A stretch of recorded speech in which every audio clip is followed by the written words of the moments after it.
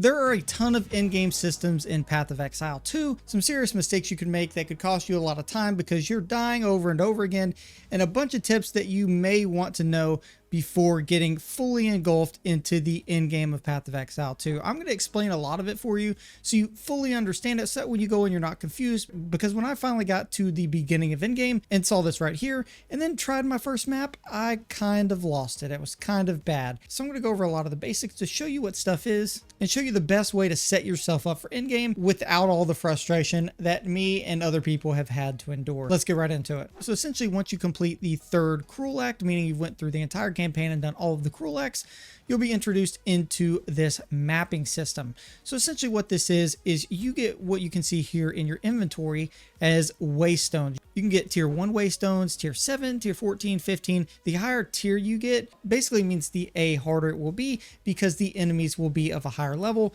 And they also, you can see here, have different affixes on them that can A, give you extra rewards, but B, also make them harder.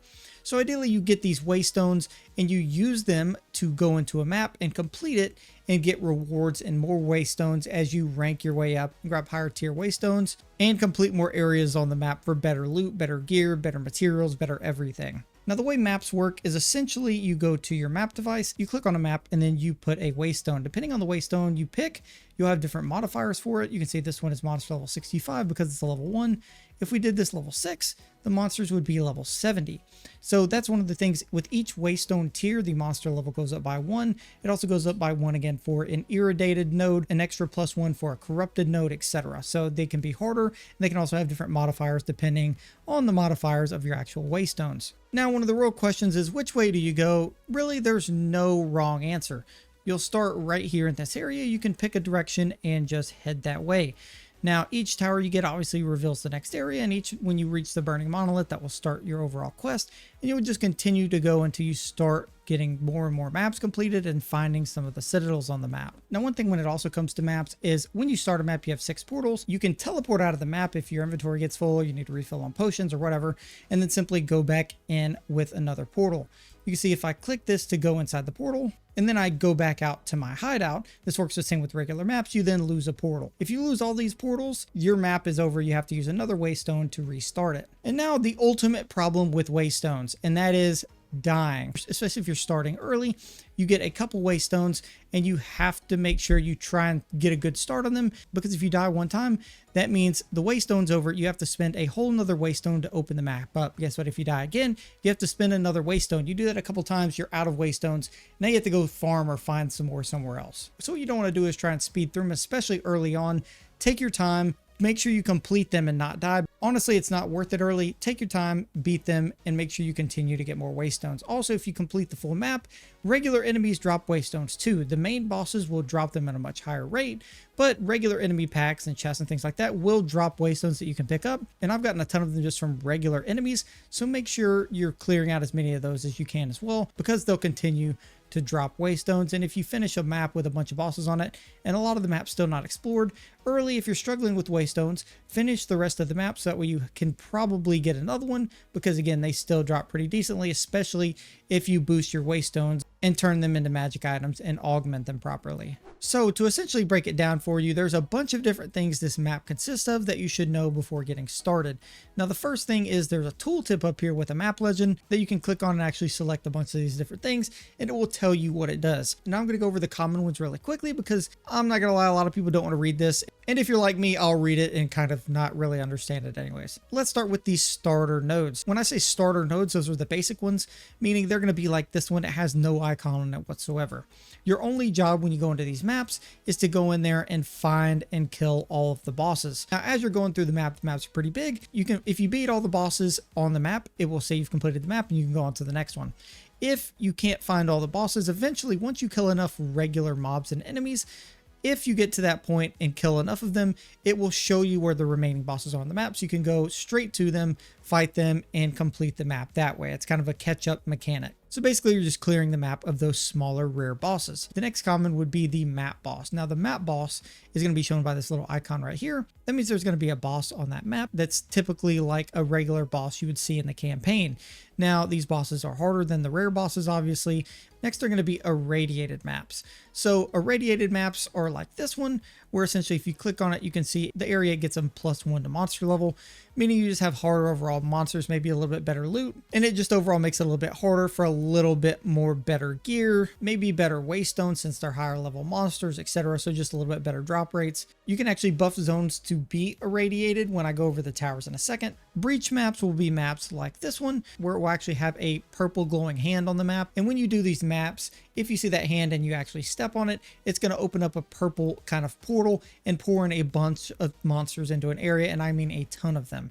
That's more enemies for you to kill, more free to loot, gear, XP. So these are really good maps to get, not to mention you can get some really crazy special rewards sometimes from these as well. The delirium maps, like you can see on this icon right here, will contain a delirium mirror. Now what that means is when you start playing the map, you're going to see a mirror, and all you have to do is walk through there and you're going to be entered into like some foggy area.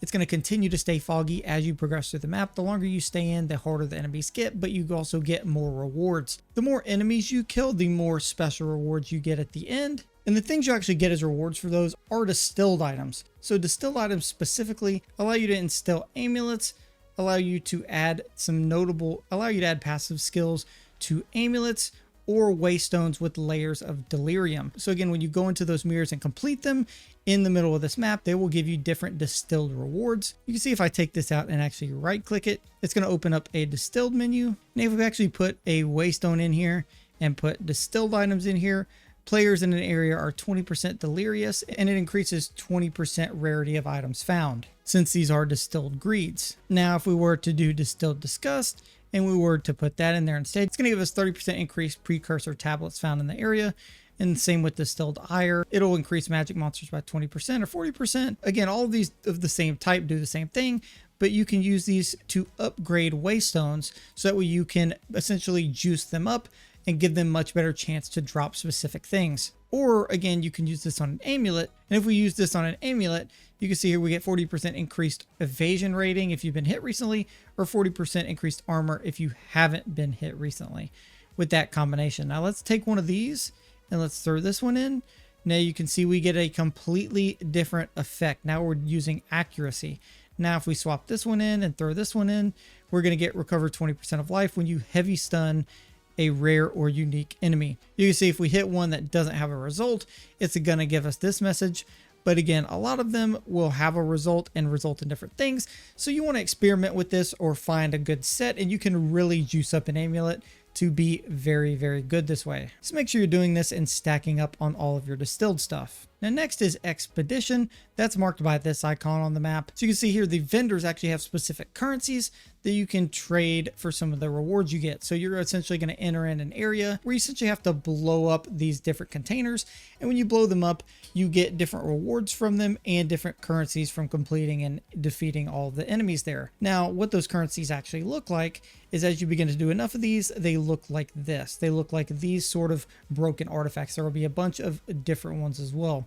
Essentially, if you have a stronghold, you can go to Gwenin, you can buy items, and then you can use your artifacts to actually buy some of these items, and then you can actually upgrade them on top of that. So if I left click on this, you see you can buy it for one artifact here. You can then use them, and it costs a certain amount to upgrade them and add a suffix, so you don't have to use all of your orbs, and you can create some very, very good items this way. Next are going to be another really great map. It's going to be the rituals, and rituals are going to be this red icon with the horns on the map. The way the rituals work is once you go into a map, there will be rituals scattered across. You essentially want to complete all of them. There's a little counter right down here in the bottom. It shows you how many rituals you have remaining on the map. Each one you do, it works similar to like the campaign. You defeat all the enemies there, and you will get to pick a reward within those ritual tabs. So that way you can get like free, really good orbs. You can even get really good Waystones from them. And the amount of enemies that spawn and bosses from them, you also get a decent amount of Waystones almost every time you run them, in my opinion. So rituals themselves are very, very good. Next are corruption areas. Corruption areas are always good because it gives a +1 to monsters in that area, and some of the enemies can combine to make different rare bosses, which means more rare bosses, more enemy levels on the map, better loot, better XP, and better everything. Next is the hideout. It's going to be marked by this little blue icon. Essentially, when you go into a hideout and you completely wipe it out of monsters, you get your own little hideout area, which you can then use at a waypoint. You see, once you clear out that hideout, you can go to your waypoint and click this button to travel to your hideout. From here, you can actually customize and edit this and use it as a stronghold, so that way you can set up all of your vendors in a row, so that way they're easy to access, a stash, a salvage bin, a relic locker, all of the actual stuff you need right here. You can completely customize it so that way everything's in reach and you don't have to go to that one town in Cruel Act 3 anymore. You can just do everything right out of here, which makes life way easier. This is the first thing you should target. Once you start going through maps, you should look for a hideout and get it as quickly as possible. Go straight to it. And finally, these towers. So the lost tower is essentially when you access a lost tower. Once you go to a lost tower, that allows you to complete the lost tower.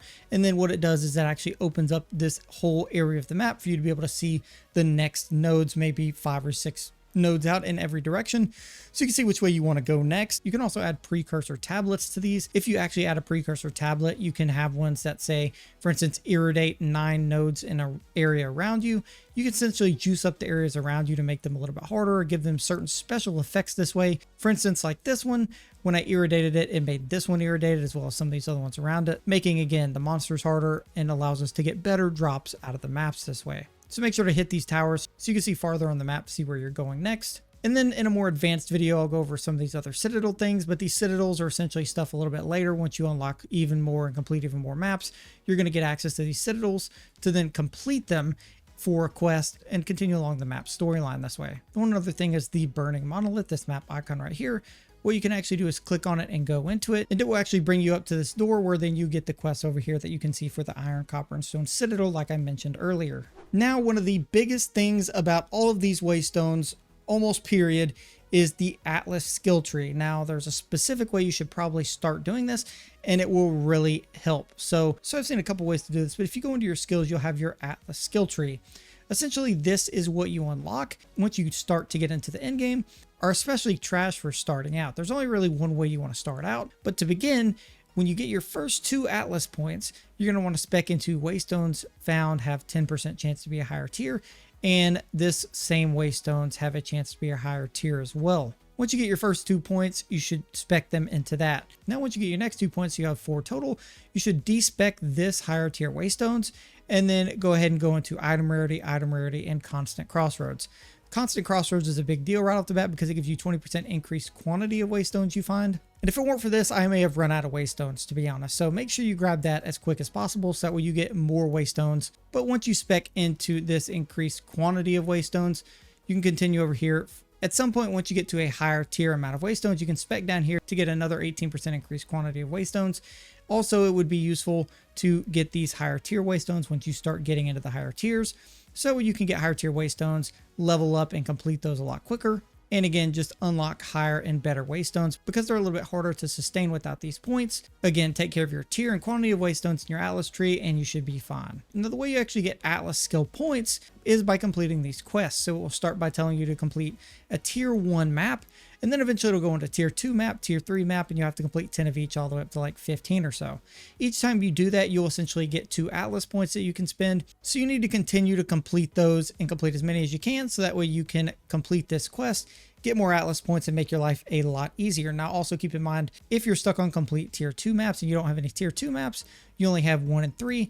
Any one that's over it counts. So if you use a tier 3 map, it will count towards the completion of your tier 2 plus maps. So any map you have that's higher will completely work. Now, another thing with the Atlas skill tree is you have these other different nodes all over the place. You have 1, 2, 3, 4, 5 different skill trees. We'll get into these a little bit later, but essentially you have to complete these individual things under certain circumstances. For instance, complete the Crux of Nothingness. Once you do that, you'll get ritual skill points for this tree that you can spend, and then you'll have to complete that map again at higher difficulties to continue to get points. And that works the same for each of these areas. There's different things that you have to do. For instance, slay a boss in an area level 79 plus map to earn points in this tree. You have to meet the conditions or beat the maps that these things say, and continue to do it on higher difficulties to unlock more and more points on these skill trees. Now, one thing I would recommend doing constantly to keep your Waystone supply up and plentiful is you get plenty of these transmutation and augmentation orbs. You do the same thing like with gear.